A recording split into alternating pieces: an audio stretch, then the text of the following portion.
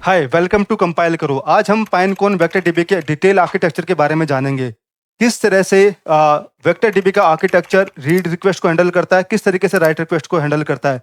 इसके साथ ही हम रीड हैवी आर्किटेक्चर और राइट हैवी आर्किटेक्चर के बारे में जानेंगे, किस तरह के डेटा स्ट्रक्चर और डिजाइन पैटर्न्स यूज किए जाते हैं रीड हैवी और राइट हैवी आर्किटेक्चर में। तो पहले हम हाई लेवल ओवरव्यू से स्टार्ट करते हैं, किस तरह से वेक्टर डीबी का ओवरऑल आर्किटेक्चर दिखाई देता है। सबसे पहले जब कोई भी एप्लीकेशन होती है वो पाइनकोन वेक्टर डीबी से जब कनेक्ट करती है तो वो सबसे पहले एपीआई गेटवे से कनेक्ट करती है। उसमें उस वाले क्लाइंट या ऑर्गेनाइजेशन की इंफॉर्मेशन होती है, तो ग्लोबल कंट्रोल प्लेन वो सारी इंफॉर्मेशन को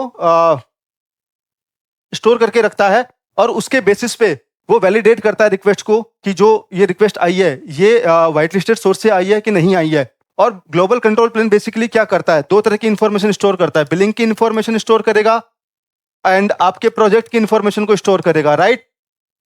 और उसके साथ में यूजर मैनेजमेंट का भी काम करता है। ये सारी इंफॉर्मेशन ग्लोबल कंट्रोल प्लेन एक सेपरेट डेटाबेस में स्टोर करके रखता है। उसके बाद में रिक्वेस्ट जाती है डेटा प्लेन पे। तो बेसिकली अगर आप देखेंगे वहां पे मल्टीपल क्लाउड रीजन होता है। तो एक क्लाउड रीजन के अंदर एक डेटा प्लेन होता है और एक ऑब्जेक्ट स्टोरेज होता है। सो बेसिकली डेटा प्लेन का काम क्या होता है कि आपकी इनकमिंग रिक्वेस्ट को दो पाथ में सेग्रीगेट करना, रीड पाथ में सेग्रीगेट करना और राइट पाथ में सेग्रीगेट करना। क्यों ऐसा होता है? क्योंकि अगर आपकी रीड की रिक्वेस्ट से राइट अगर इंपैक्ट होगा तो फिर आपकी चीजें स्लो डाउन हो जाएंगी, और आपकी अगर राइट की रिक्वेस्ट से अगर रीड स्लो डाउन होगा तो फिर आपकी रीड रिक्वेस्ट स्लो डाउन हो जाएंगी, राइट। इन दोनों को सेग्रीगेट करने के लिए डेटा प्लेन एक डिसीजन मेकिंग लेता है कि रीड की रिक्वेस्ट को अलग पाथ पे और राइट की रिक्वेस्ट को अलग पाथ पे भेजता है। इसके साथ ही यदि आपके पास में मल्टीपल क्लाइंट्स है तो आप नेम स्पेस के थ्रू लॉजिकल सेपरेट कर सकते हैं उन सारे क्लाइंट्स का डेटा। इसको बोलते हैं लॉजिकल सेपरेशन। उसके बाद में सारा डेटा ऑब्जेक्ट स्टोरेज में स्टोर होता है। सो बेसिकली ये सब इम्यूटेबल स्लैब्स होती हैं, ठीक है। और किस तरह से इसकी इंडेक्सिंग होती है, किस तरह से डेटा स्टोर होता है, ये हम नेक्स्ट वाले स्लाइड में जानने की कोशिश करते हैं। सबसे पहले होता है राइट पाथ। किसी भी डेटाबेस में सबसे इंपॉर्टेंट फैक्टर होता है कि उसका डेटा राइट किस तरीके से होता है। तो अगर आप देखेंगे यहाँ पे क्लाइंट की कोई भी जो राइट की रिक्वेस्ट आती है वो सबसे पहले रिक्वेस्ट को लॉग करता है। तो रिक्वेस्ट को लॉग करने के लिए WAL का यूज करते हैं। राइट अहेड लॉग एक पैटर्न होता है, उसको हम यूज करते हैं। एक फाइल में डेटा को राइट कर दिया जाता है और उसका एक सीक्वेंस नंबर जनरेट हो जाता है। उसके बाद में वो डेटा जाता है इंडेक्स बिल्डर पे। बेसिकली इंडेक्स किस तरह से बनाते हैं, आपके पास जो इनपुट डेटा आया तो इंडेक्स बिल्डर क्या करता है कि उस वाले डेटा को मेमोरी में डाल देगा और उसको इंडेक्स कर देगा, ठीक है। इसके लिए वो मेम टेबल बनाता है। उसके बाद वो वाला डेटा कुछ समय के बाद में उस वाले डेटा को डिस्क पे फ्लश कर दिया जाता है। तो एक कॉम्पैक्शन मैकेनिज्म होती है, उसको फॉलो करके डेटा को डिस्क पे फ्लश कर दिया जाता है। आपको यहाँ पे डिफरेंट नेम स्पेस दिख रहे होंगे। तो डिफरेंट नेम स्पेस का मतलब है आपके पास में डिफरेंट क्लाइंट्स है और उनका डेटा लॉजिकली यहाँ पे सेपरेट हो रखा है, ठीक है। इसके बाद आप देखेंगे मल्टीपल स्लैब्स हैं आपके पास में। इन स्लैब में ये सारे स्लैब्स इम्यूटेबल होती है और इसमें क्लाइंट का डेटा होता है।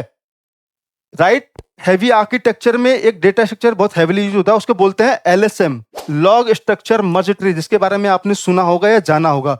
बेसिकली किसी भी डेटा को सबसे पहले मेमोरी में लिखा जाता है। मेमोरी में लिखने के बाद में कुछ समय के बाद उस वाले डेटा को डिस्क पे फ्लश कर दिया जाता है।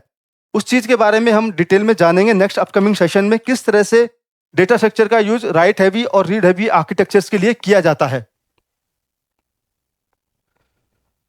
अब यहाँ पे हम समझेंगे read path. Basically Pinecone vector DB का एक रीड क्वेरी किस तरीके से बिहेव करता है, किस किस प्रोसेस के थ्रू होके जाता है।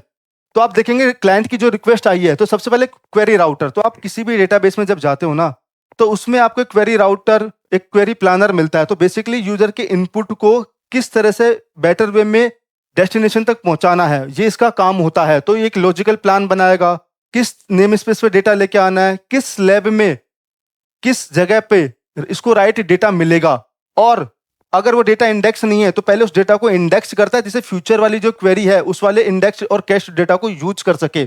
उसके बाद में आप देखोगे तो सारा डेटा आपके पास इन मेमोरी में है। अगर मान लीजिए आपको स्लैब 2 से डेटा मिला और स्लैब 2 से डेटा मिला, इसके बाद स्लैब 1 से अगर आपको डेटा मिलता है तो इन दोनों डेटा को मर्ज करके वो भेजेगा यहाँ पे। तो आपको टॉप के रिजल्ट मिल जाएंगे। टॉप के रिजल्ट मिलने के बाद में क्वेरी राउटर फिर उसकी प्रोसेसिंग करता है। प्रोसेसिंग करने के बाद में आप फिर उसको मर्ज करता है फाइनल आउटकम के लिए और क्लाइंट को रिटर्न कर देता है। तो इस तरह से ओवरऑल पाइनकोन वेक्टर डीबी का आर्किटेक्चर काम करता है। अगर आपको इससे रिलेटेड किसी भी तरह का कंसर्न हो या कोई भी डाउट हो, आप हमको कमेंट बॉक्स में डाल के बता सकते हैं। और इस तरह की इंटरेस्टिंग नॉलेज के लिए जुड़े रहिए हमारे साथ में, और इस वाले चैनल को ज़्यादा से ज़्यादा लाइक, सब्सक्राइब और शेयर करिए। Thank you so much.